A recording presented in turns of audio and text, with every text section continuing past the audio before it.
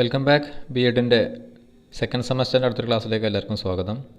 ഇന്ന് ആദ്യമായിട്ട് നമ്മൾ പരിചയപ്പെടുന്നത് സെൽഫ് റിപ്പോർട്ടിംഗ് ആണ്. സെൽഫ് റിപ്പോർട്ടിങ്ങിന് ഒരു ഡെഫിനിഷൻ അവിടെ കൊടുത്തിട്ടുണ്ട്. A self report is a type of survey, questionnaire or poll in which respondent read the question and select a response by themself without researcher interference. Self report എന്ന് പറയുന്നത് ഒരു survey ആവാം, ഒരു questionnaire ആവാം, അല്ലെങ്കിൽ ഒരു പോൾ ആവാം. അത് സ്വതന്ത്രമായിട്ട് റെസ്പോണ്ടൻറ്റിന് ഉത്തരം തിരഞ്ഞെടുക്കാനുള്ള ഒരു സ്വാതന്ത്ര്യം അവിടെ ഉണ്ടാകും. Without researcher interference. നമുക്ക് എന്താവശ്യമാണോ അതിനനുസരിച്ച് ഉത്തരം കണ്ടുപിടിക്കലല്ലാതെ അവർ സ്വയമായിട്ട് നൽകിയിട്ടുള്ള ഉത്തരത്തിൽ നിന്നും ഒരു ഉത്തരം സെലക്ട് ചെയ്യുക എന്നുള്ളതാണ് അതിൽ ഉദ്ദേശിക്കുന്നത്. അതിൽ പറയുന്ന കുറച്ച് കാര്യങ്ങൾ: self-reporting provide valuable evidence about students' perception of themselves and how they want others to view them. അവരുടെ സ്വതന്ത്രമായിട്ടുള്ള കാഴ്ചപ്പാടുകളും മറ്റുള്ളവർ അവരെങ്ങനെ കാണണം എന്നുള്ളതിനെ കുറിച്ചുള്ള ഒരു വ്യൂവും കൂടിയാണ് ഈ ഒരു സെൽഫ് റിപ്പോർട്ട് കൊണ്ട് ഉദ്ദേശിക്കുന്നത്. അടുത്ത point: self-reporting techniques are used to collect information directly from the student. കുട്ടികളിൽ നിന്ന് നേരിട്ട് റെസ്പോണ്ടിങ് കളക്ട് ചെയ്യുക. Matters related to students personal life ആയിരിക്കാം, past experience of the student ആയിരിക്കാം, അങ്ങനെ എന്ത് കാര്യങ്ങളായിരിക്കാം. This report including report on students attitude, interest and personal feelings etcetera. It help teachers to make good relation with their students. It's very useful for understanding students better. It is useful for guiding students' learning, development and adjustment. ഇതിൽ കൂടുതലായിട്ടും important കൊടുക്കുന്നത് റെസ്പോണ്ടൻറ്റിൻ്റെ അല്ലെങ്കിൽ വിദ്യാർത്ഥികളുടെ അവരുടെ കാഴ്ചപ്പാട് എന്താണ്, അവരുടെ ആഗ്രഹങ്ങൾ എന്താണ്, അവരുടെ എക്സ്പീരിയൻസ് എന്താണ്, ഇങ്ങനെയുള്ള കാര്യങ്ങളൊക്കെയാണ് നമ്മൾ ഈ ഒരു സെൽഫ് റിപ്പോർട്ടും കൊണ്ട് ഉദ്ദേശിക്കുന്നത്. അപ്പോൾ അതിൻ്റെ ലിമിറ്റേഷൻസ് എന്താണ്, അതിൻ്റെ അഡ്വാൻറ്റേജസ് എന്താണെന്നൊക്കെ നമുക്ക് ഇത് ഉപയോഗിച്ചിട്ട് നമുക്ക് ഒരുപാട് കാര്യങ്ങൾ എഴുതാൻ പറ്റും. ഇനി ഇതിൽ തന്നെ നമ്മൾ ക്വസ്റ്റ്യനെയർ എന്ന് പറയുമ്പോൾ തന്നെ ആ ക്വസ്റ്റ്യൻ നമ്മൾക്ക് അവർ കൊടുക്കുമ്പോൾ അതിൽ ഓപ്പൺ ക്വസ്റ്റ്യൻസ് ഉണ്ടാകും, ക്ലോസ്ഡ് ക്വസ്റ്റ്യൻസ് ഉണ്ടാകും. ഓപ്പൺ ക്വസ്റ്റ്യൻസ് എന്ന് പറഞ്ഞു കഴിഞ്ഞാൽ അവരുടെ അഭിപ്രായങ്ങൾ പറയാന്നുള്ളതായിരിക്കും. ക്ലോസ്ഡ് ക്വസ്റ്റ്യൻ എന്ന് പറഞ്ഞു കഴിഞ്ഞാൽ നമ്മൾ പ്രീ ഡിറ്റർമിൻഡ് ആയിരിക്കും. നമ്മൾ ആദ്യം തന്നെ നമുക്ക് ഓപ്ഷൻസ് കൊടുത്തിട്ട് അതിൽ നിന്ന് സെലക്ട് ചെയ്യാനായിരിക്കും. ഇപ്പോൾ നിങ്ങളുടെ ഫേവറേറ്റ് ഫുട്ബോൾ ടീം ഏതാണെന്ന് ചോദിച്ചു കഴിഞ്ഞാൽ അതൊരു ക്ലോസ്ഡ് ക്വസ്റ്റ്യൻ ആണ്. അതിന് ഒരു ഉത്തരം മാത്രമേ ഉണ്ടാവുള്ളൂ അവരെ സംബന്ധിച്ചിടത്തോളം.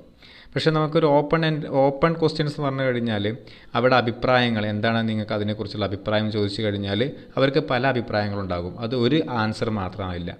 അങ്ങനെ ക്വസ്റ്റ്യനെയർ ആ ഒരു രീതിയിൽ നമുക്ക് പറയാൻ പറ്റും. ഇനി ഇൻ്റർവ്യൂ ആണെങ്കിൽ തന്നെ നമുക്ക് സ്ട്രക്ചേർഡ്, അൺസ്ട്രക്ചേർഡ് എന്നൊക്കെ പറയാൻ പറ്റും. സ്ട്രക്ചേർഡ് എന്ന് പറയുമ്പോൾ നമ്മൾ പ്രീ ഡിറ്റർമിൻഡ് ആയിട്ട് നമ്മൾ അവിടെ ക്വസ്റ്റ്യൻസും അത് ഏതൊക്കെ രീതിയിൽ ആൻസർ വരിക എന്നുള്ളതിനെക്കുറിച്ചുള്ളൊരു സ്ട്രക്ചറിങ് മോഡലായിരിക്കും നമ്മൾ ഈ സ്ട്രക്ചേർഡ് ക്വസ്റ്റ്യൻസ് അല്ലെങ്കിൽ ഇപ്പോൾ സ്ട്രക്ചേർഡ് ഇൻ്റർവ്യൂവിൽ വരിക.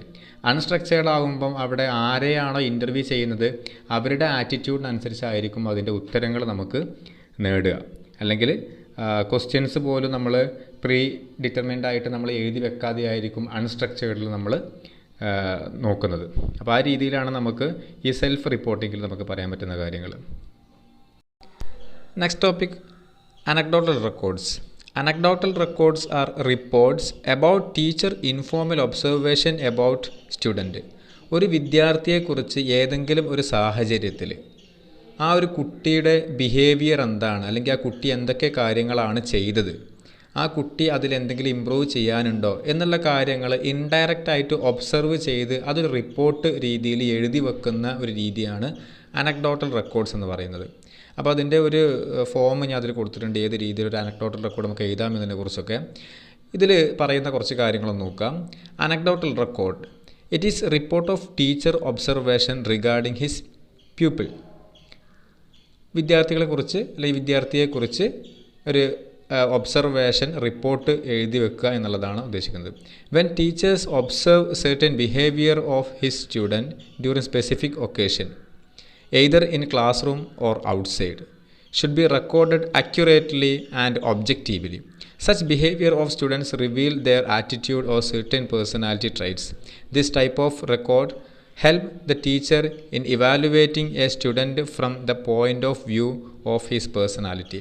അതേപോലെ തന്നെ ഈ വിദ്യാർത്ഥികളുടെ ഈ റെക്കോർഡുകൾ ഒരുപാടുണ്ടാകും. ഒരു കുട്ടിക്ക് തന്നെ ഒന്നിൽ കൂടുതൽ റെക്കോർഡുകൾ ഉണ്ടാകും. ഓരോ സ്പെസിഫിക് സിറ്റുവേഷനിൽ ആ കുട്ടി ഏത് രീതിയിലാണ് ആ ഒരു സിറ്റുവേഷനെ ഫേസ് ചെയ്യുന്നത്, ആ കുട്ടിയുടെ ആ സമയത്തുള്ള ബിഹേവിയർ എന്താണ്, അത് റെക്കോർഡ് ചെയ്ത് വെച്ച് കഴിഞ്ഞാൽ ആ കുട്ടിയെ നമുക്ക് പതിയെ ഒരു നെഗറ്റീവ് ബിഹേവിയർ ആണെങ്കിൽ പോസിറ്റീവ് ബിഹേവിയറിലേക്ക് മാറ്റി കൊണ്ടുവരാൻ നമുക്ക് ഈ അനക്ഡോട്ടൽ റെക്കോർഡിലൂടെ നമുക്ക് സാധിക്കും.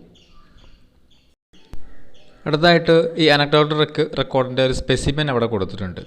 അതിൽ നിങ്ങൾ ശ്രദ്ധിച്ചാൽ മനസ്സിലാകും. Name of the student, class, division, name of the school, date of observation, place, name of the observer, അവിടെ ആരാണോ ഒബ്സർവ് ചെയ്യുന്നത് അവരുടെ പേരാണ് എഴുതുന്നത്. ഇൻസിഡൻറ്റ് നമ്പർ 1, ഒന്നാമത്തെ ഇൻസിഡൻറ്റ്, എന്താണ് ആ ഇൻസിഡൻറ്റ്, അതിൽ ഇൻ്റർപ്രിട്ടേഷൻ എന്താണ്, അതിലെന്താ നമുക്ക് റെക്കമെൻഡ്, നമുക്ക് സ്പെഷ്യൽ റിമാർക്കായിട്ട് എന്തെങ്കിലും എഴുതി വെക്കാനുണ്ടെങ്കിൽ ആ കുട്ടിയുടെ അല്ലെങ്കിൽ നെഗറ്റീവ് ഫീഡ്ബാക്ക് ആണ് അല്ലെങ്കിൽ പോസിറ്റീവ് ബിഹേവിയർ ആണ് എന്നൊക്കെ നമുക്ക് എഴുതി വെക്കാനുള്ളൊരു സ്ഥലമാണ് recommendations.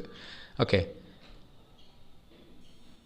Next steps involved in preparation of anecdotal records. ഒരു അനക്ഡോട്ടൽ റെക്കോർഡ്സ് ഉണ്ടാക്കിയിരിക്കുമ്പോൾ നമ്മൾ ശ്രദ്ധിക്കേണ്ട ചില സ്റ്റെപ്പുകൾ.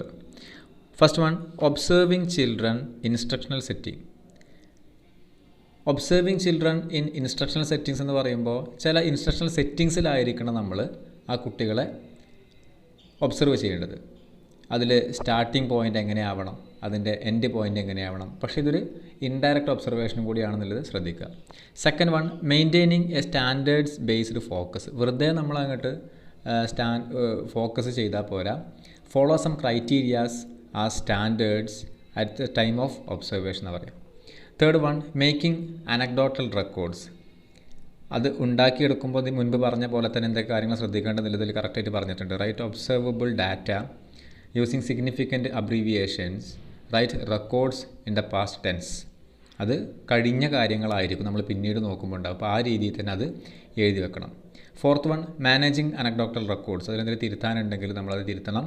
അത് കൂടുതൽ റെക്കോർഡ്സുകൾ ഉണ്ടാകുമ്പം അത് കറക്റ്റ് ഓർഡറിലായിട്ട് നമ്മൾ വെക്കണം. നെക്സ്റ്റ് വൺ അല്ലെങ്കിൽ ഫൈനൽ വൺ പറയുന്നത് അനാലിസിസ് ഓഫ് അനക്ഡോട്ടൽ റെക്കോർഡ്. ആ അനക്ഡോട്ടൽ റെക്കോർഡ്സുകളെല്ലാം നമ്മൾ അനലൈസ് ചെയ്തിട്ട് അതിൽ എന്തൊക്കെ പോസിറ്റീവ് കാര്യങ്ങളാണ് ഉള്ളത്, നെഗറ്റീവ് കാര്യങ്ങൾ എന്തൊക്കെയാണുള്ളത്, അതിലെന്തൊക്കെ കാര്യങ്ങൾ നമ്മൾ പോസിറ്റീവ് ആക്കണം എന്നതിനെക്കുറിച്ചൊക്കെ നമുക്ക് വിശദമായിട്ട് അനലൈസ് ചെയ്യുക എന്നുള്ളതാണ് അവിടെ ഉദ്ദേശിക്കുന്നത്. അപ്പോൾ ഇത്രയും സ്റ്റെപ്പുകളാണ് നമ്മൾ ഈ അനക്ഡോട്ടൽ റെക്കോർഡ് പ്രിപ്പയർ ചെയ്യുമ്പോൾ ശ്രദ്ധിക്കേണ്ട കാര്യങ്ങൾ. Now some merit and demerits are listed below. Just read it. They are very helpful in understanding the child's behavior in diverse situations. They means anecdotal records. Merits ആണ് പറയുന്നത്. They are very helpful in understanding the child's behavior in diverse situations. The second one, they provide data for pupils to use in self-appraisal. A new teacher may use these records and acquaint himself with the student. They provide a continuous record. Some demerits listed there. A careless recording of behavior will harm than good. That's important one. When the observer projects his own feelings, then the record will useless. അവരുടെ സ്വന്തമായിട്ടുള്ള feelings അല്ല അവിടെ നമ്മൾ എഴുതേണ്ടത്. അല്ലെങ്കിൽ ഒരു ഒബ്സർവറുടെ ഫീലിങ്സിനനുസരിച്ചല്ല നമ്മളവിടെ record ചെയ്യേണ്ടത്. Many useful details of incident may be left unrecorded due to the time lapse between the incident and recording. നമ്മൾ ഒരു കാര്യത്തിൻ്റെ കൂടെ തന്നെ നമ്മൾ അത് റെക്കോർഡ് ചെയ്ത് കഴിഞ്ഞാൽ അതിൻ്റെ പൂർണ്ണമായിട്ടുള്ള കാര്യങ്ങൾ നമുക്ക് കിട്ടുള്ളൂ. അത് ടൈം ലാപ്സ് വന്നു കഴിഞ്ഞാൽ അതിൻ്റെ യൂസ്ഫുള്ള് വെറുതെ ആവും, ചിലപ്പോൾ തെറ്റാൻ സാധ്യതയുണ്ട്. അപ്പോൾ ഇത്രയും കാര്യങ്ങളാണ് നമ്മൾ ഈ വീഡിയോയിൽ ഉൾപ്പെടുത്തിയിട്ടുള്ളത്. എല്ലാവരും മുഴുവനായിട്ട് കേൾക്കുക, പഠിക്കുക. എന്തെങ്കിലും സംശയങ്ങളുണ്ടെങ്കിൽ നിങ്ങൾക്ക് ചോദിക്കാം. Okay, thank you.